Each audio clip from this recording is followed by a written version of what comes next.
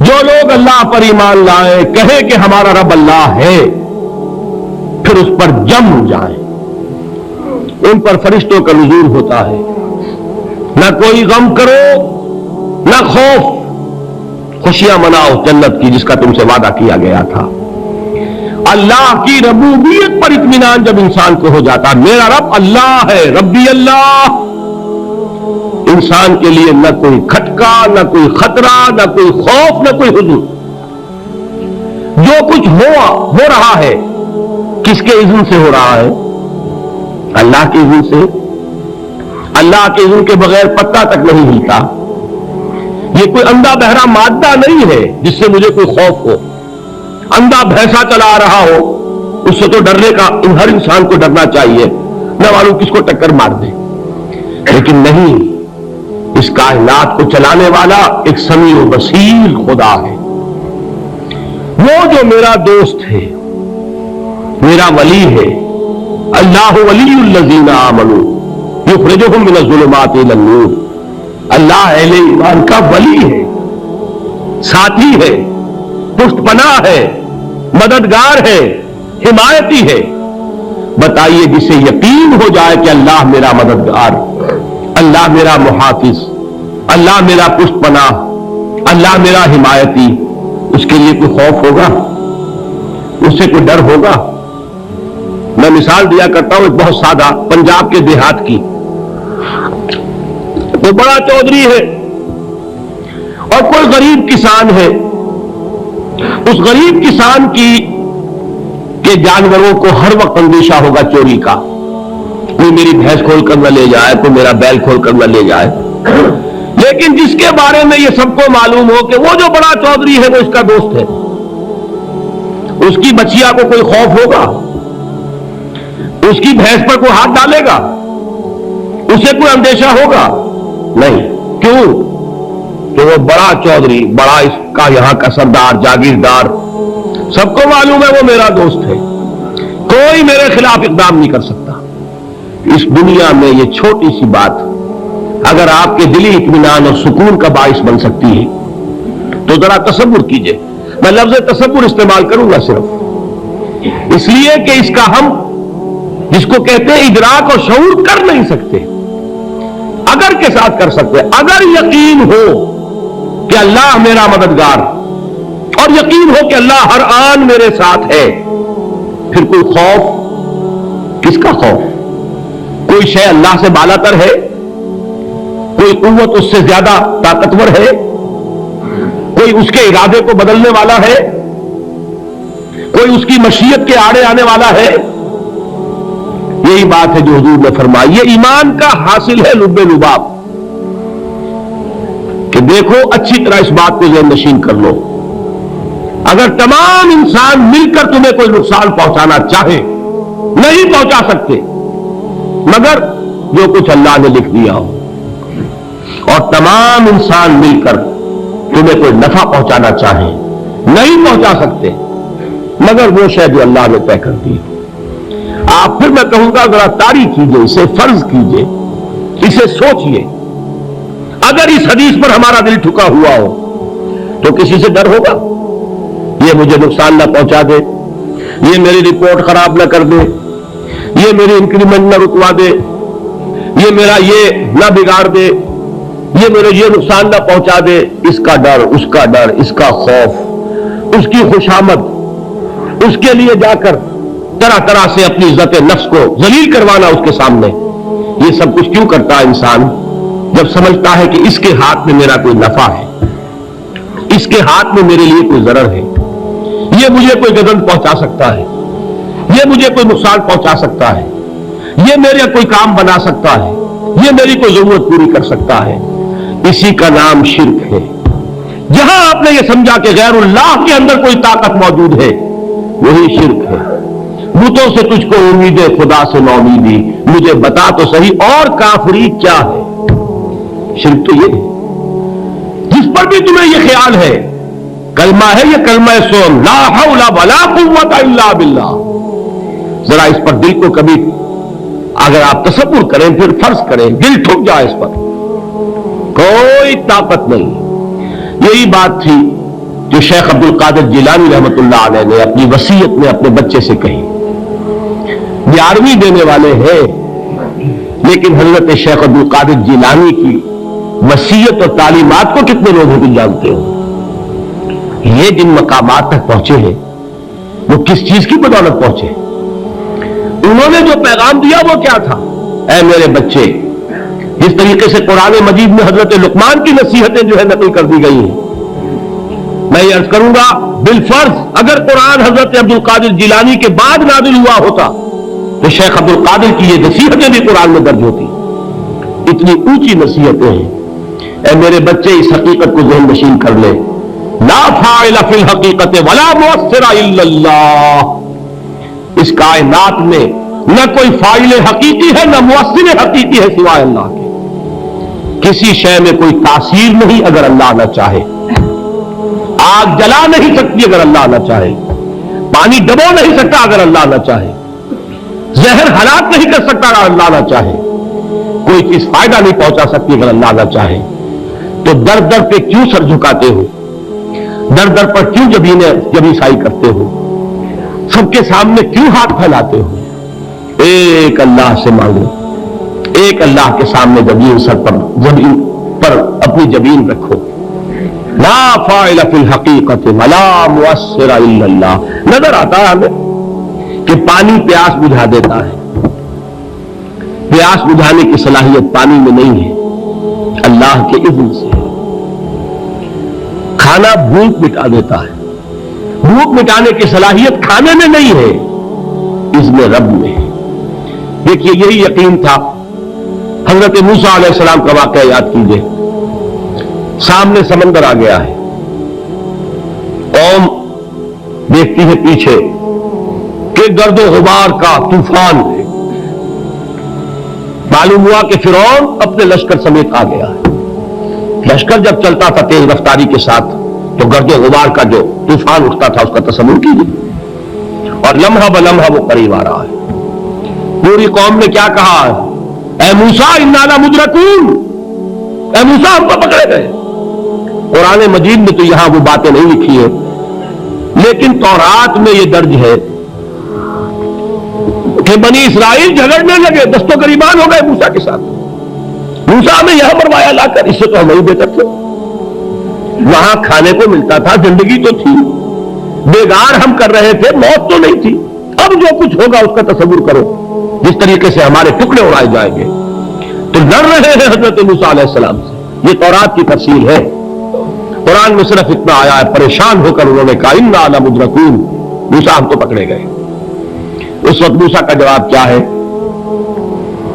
کلا ان معی ربی سیہدین. نہیں، میرے ساتھ میرا رب ہے، وہ راستہ دے گا. بتائیے کہاں راستہ نظر آ رہا ہے؟ یہ ہے ایمان بالغیب. راستہ نظر نہ آئے تب اللہ پر یقین ایمان ہے. جیب میں پیسے ہو تب دل کو اطمینان ہے. تو ایمان کس پر ہوا؟ پیسے پر، اللہ پر نہیں. جب وسائل و ذرائع نہ ہو اور پھر یقین ہو کہ اللہ مسبب الاسباب ہے، وہ اسباب کا پابند نہیں ہے، وہ اسباب کا محتاج نہیں ہے، اسباب اس کے محتاج ہے. اگر یہ یقین ہے تو اللہ پر ایمان ہے. یہ نہیں ہے تو تمہارا ایمان اسباب پر ہے، وسائل پر ہے، ذرائع پر ہے، مادیات پر ہے، اللہ پر نہیں. اس وقت کہاں راستہ تھا؟ وہ راستہ تھا سمندر ہے اور ادھر سے لشکر آ گیا ہے. کلا ان معی ربی سیہدین. اب دیکھیے ایمان کہہ دینا آسان ہے، ہوا معکم اینما کنتم. جہاں کہیں بھی تم ہوتے ہو اللہ تمہارے ساتھ ہوتا ہے. لیکن اس کا یقین قائم ہو جائے تو زمین و آسمان کا فرق واقع ہو جائے. یہی بات ہوئی حضور کے ساتھ. غار ہے، چھپے ہوئے ہیں محمد رسول اللہ اور آپ کے وہ یار غار ابو بکر صدیق رضی اللہ تعالی عنہ. اقبال نے حضرت ابو بکر کی شان میں چند اشعار کہیں صرف، لیکن واقعہ یہ ہے کہ بھاری بھاری نظموں پر اور قصیدوں پر بھاری ہے. طویل ترین نظمیں اور قصیدے ہوں ان پر بھاری ہے. ہمتیں ابو بکر کی ہمت جو ہے کشت ملت را چو ابر، جیسے بارش سے کھیتی اپجتی ہے، ابو بکر کی ہمت اور عزیمت اس امت کو اسی طرح سینچنے والی ہے۔ ثانیے اسلام و غار و بدر و قبر، وہ دوسرے تھے اسلام میں، دوسرے پہلے کون تھے؟ انا اول المومنین، حضور فرماتے ہیں سب سے پہلا ایمان لانے والا میں، دوسرے ابو بکر۔ ویسے ہمارے ہاں یہ چلتا ہے اختلاف، حضرت علی پہلے ہے کہ حضرت ابو بکر پہلے ہے، لیکن اس میں بڑی خوبصورت تطبیق قائم کی ہے علماء نے اور بہت صحیح ہے۔ چار کے بارے میں فیصلہ ہی مت کرو کہ کون پہلے ہے، ان کی ایک عجیب تقسیم کر دی ہے۔ آزاد مردوں میں، بالغ مردوں میں سب سے پہلے ابو بکر، بچوں میں سب سے پہلے علی، خواتین میں سب سے پہلے خدیجہ، اور غلاموں میں سب سے پہلے زید بن حارثہ۔ بڑی پیاری تقسیم ہے، یہ چاروں ہی پہلے ہیں، ہر ایک کے لیے اولیت ہے۔ اور واقعہ یہ ہے کہ اگر زمانی اعتبار سے تعین ہوگا تو پہلے خدیجۃ الکبریٰ آئیں گی رضی اللہ تعالی عنہ، کسی اور سے بات کرنے کی نوبت بعد میں آ سکتی ہے، پہلے تو اہلیہ محترمہ سے بات ہوئی، آتے ہی پہلی وحی ہوئی ہے، ابھی تبلیغ کا حکم نہیں تھا، کس کو بتایا واقعہ؟ ابھی اپنی نبوت کی تبلیغ کا تو حکم ہی نہیں آیا، واقعہ کس کا ہے؟ وہ خدیجہ کا ہے۔ جب کہا ہے کہ خشیت علی نفسی، مجھے اپنی جان کا اندیشہ ہے، تو کیا جواب دیا خدیجہ نے رضی اللہ تعالی عنہا؟ وہ صدیقۃ الکبریٰ ہے، صدیقات جو ہے خواتین ان میں چوٹی پر خدیجۃ الکبریٰ ہے رضی اللہ تعالی عنہا، اور صدیق جو مرد ہے ان میں صدیق اکبر ہے ابو بکر صدیق رضی اللہ تعالی عنہ، لیکن صدیقات میں چوٹی پر۔ جب حضور نے فرمایا خشیت علی نفسی، کیا فرمایا، کیا عرض کیا، کیسے تسلی دی؟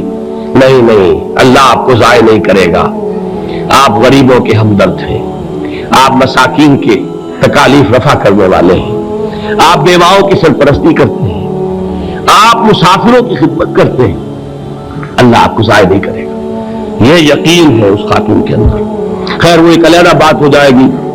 میرے دل پر حضرت خدیجہ رضی اللہ تعالیٰ عنہ کی شخصیت کا بڑا گہرا نقش ہے، جو وہ کوئی اور ہی وقت اور موقع ہوا تو بیان ہوگا۔ بہرحال اقبال نے ایک مصرے میں جو چار اولیتیں جمع کر دی ہیں، ہمت کشت امت را چو ابر، ثانی اسلام و غار و بدر و قبر۔ اسلام میں حضور کے بعد پہلے کون؟ ابو بکر۔ غار میں حضور کے ساتھ کون؟ ابو بکر۔ بدر کی رات اللہ کا رسول سر بسجود، وہ گھاس پھوس کی جو جھوپڑی بنائی گئی تھی، اور وہاں تلوار ننگی لے کر پہرا دینے والا کون؟ ابو بکر۔ اور اس حجرہ عائشہ میں محمد کے بعد سب سے پہلے دفن ہونے والا کون؟ ابو بکر رضی اللہ تعالی عنہ صلی اللہ علیہ وسلم۔ وہ جو معاملہ میں سنا رہا تھا غار ثور کا، حضرت ابو بکر بھی حضور کے خیال سے لرز گئے ہیں۔ آپ کو یاد ہوگا کہ جا کر پہلے تمام جتنے سوراخ تھے انہیں بند کیا ہے، ایک سوراخ رہ گیا تھا جس کو بند کرنے کے لیے کوئی کپڑا نہیں تھا، وہاں اپنی ایڑی رکھی ہے، تب کہا ہے حضور سے تشریف لائیے، اور اپنے زانو پر حضور کو لٹایا ہے، اور وہاں کسی موجی جانور نے کاٹا ہے، حضور کی آنکھ لگ گئی تھی، اس وقت اس بل کے اندر جو بھی بچھو ہے کیا ہے واللہ عالم، اس نے کاٹا ہے، اس کی تکلیف کی وجہ سے ابو بکر کی آنکھوں سے آنسو ٹپک گئے، حضور کے چہرے مبارک پر پڑے ہیں کہ حضور جاگے ہیں، معاملہ کیا ہے؟ ایڑی نہیں ہٹائی وہاں سے، مبادا وہ جانور وہاں سے نکل کر محمد الرسول اللہ کو کوئی گزن پہنچا دے، ابو بکر کی ایڑی ہے، جس طرح چاہے کھا لے، ختم کر دے، جان نکل جائے تب کوئی آنچ آئے محمد پر تو آئے، لیکن جیتے جی نہیں۔ وہ ہے ابو بکر۔